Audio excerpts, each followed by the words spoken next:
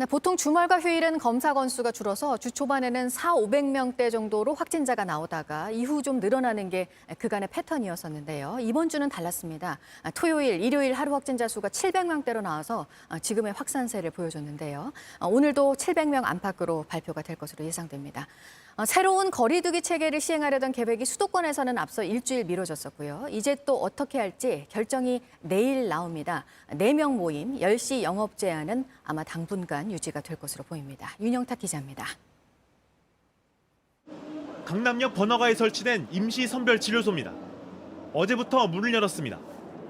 이달 말까지 한시적으로 운영합니다.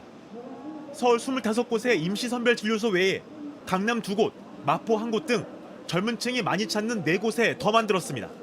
학원가라든지 유흥시설 밀접 지역이라든지 이런 쪽으로 해서 가능하면 검사를 많이 해서 조기에 발견해 나가겠다는 것이 좀 더 강화되는 부분이고요.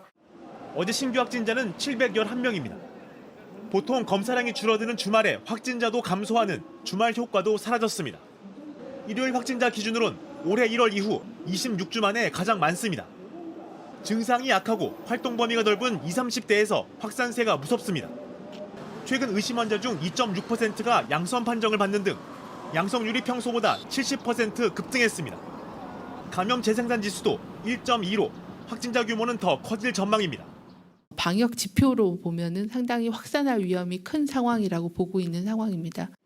정부는 일주일 미룬 수도권의 새 거리두기 단계를 내일 발표하기로 했습니다.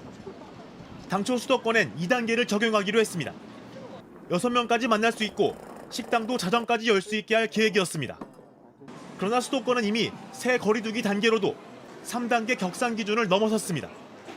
3단계를 바로 적용하거나 새 거리두기 적용을 몇 주 더 유예하거나 정부가 어떤 결정을 내려도 수도권에선 10시 영업 제한과 4명 이하 모임은 당분간 이어질 수밖에 없습니다. JTBC 윤영탁입니다.